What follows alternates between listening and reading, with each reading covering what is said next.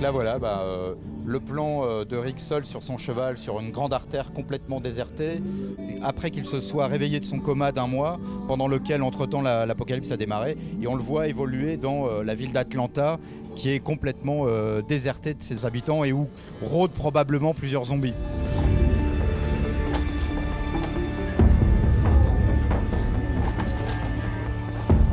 L'idée de cette rétrospective, c'est d'essayer de résumer la déjà très impressionnante carrière de Robert Kirkman, qui en l'espace de 20 ans est devenu l'un des scénaristes de comics majeurs de l'industrie américaine. On a gardé les œuvres qui nous paraissaient partager le plus de thématiques, et c'est le cas de Walking Dead et d'Invincible, et d'Oblivion Song et d'Outcast, qui toutes partagent des obsessions manifestes de Robert Kirkman pour le basculement de la société dans une certaine violence, la relation père-fils qui est vraiment centrale dans l'œuvre de Kirkman. Et dans ces œuvres-là, il y a également en effet une préoccupation de la fin d'un monde. C'est-à-dire qu'avec l'idée d'apocalypse, principalement exprimée dans Walking Dead, qui ouvre l'exposition, vient aussi l'idée de post-apocalypse et de reconstruction de la société.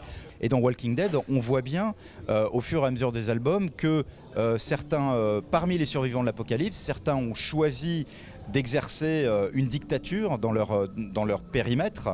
Et à l'opposé de ces survivants qui ont préféré la violence, il y a les gens qui, comme Rick ou comme Ézéchiel par exemple au Royaume, ont choisi au contraire d'essayer de reconstruire une société utopique, égalitariste, respectueuse des libertés individuelles, dans une optique plutôt altruiste évidemment. Et Walking Dead nous montre l'opposition entre ces deux visions de la société au fur et à mesure que les hommes reconstruisent la civilisation après l'apocalypse zombiesque. Évidemment, très rapidement, il va y avoir des passerelles entre le comic book et la série télé qui est l'adaptation du comic.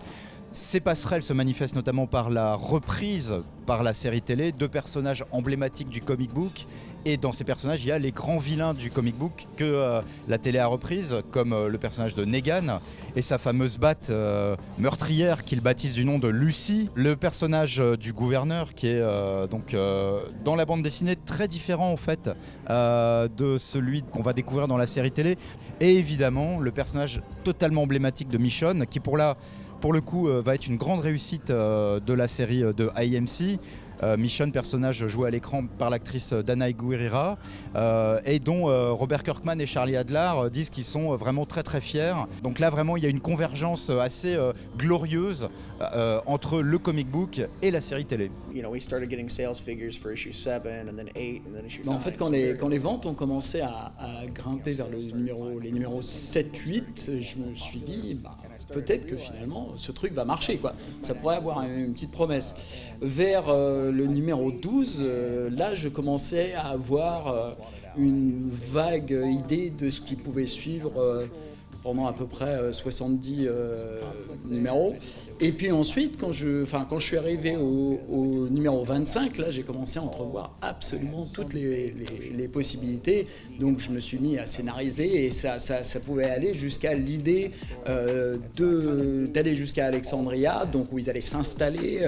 Mais c'était déjà en germe.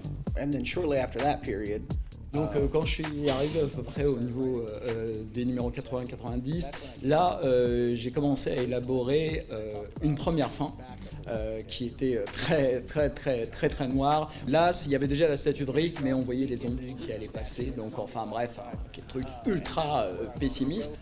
Et en fait je me suis aperçu que je prenais plaisir à écrire cette série, que Charlie prenait du plaisir à le dessiner, donc j'avais plein d'autres histoires à raconter, donc j'ai continué, ça fonctionnait, et vers le numéro 100, c'est là que j'ai eu cette idée de la fin, et ça par contre je ne savais pas si on allait aller au numéro 200, 300 ou autre, je savais juste que c'était la fin correcte que je voulais, pas facile pour la série. but I knew that that's where I wanted to end up.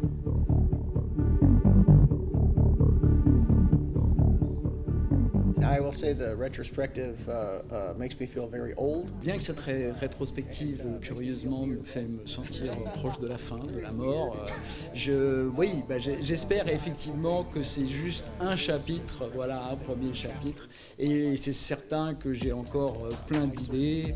Peut-être que dans 20 ans, il y aura une rétrospective 2 avec Die, Firepower et tous les autres, et tout ce qui va suivre, publié par Delcourt en France, bien naturellement.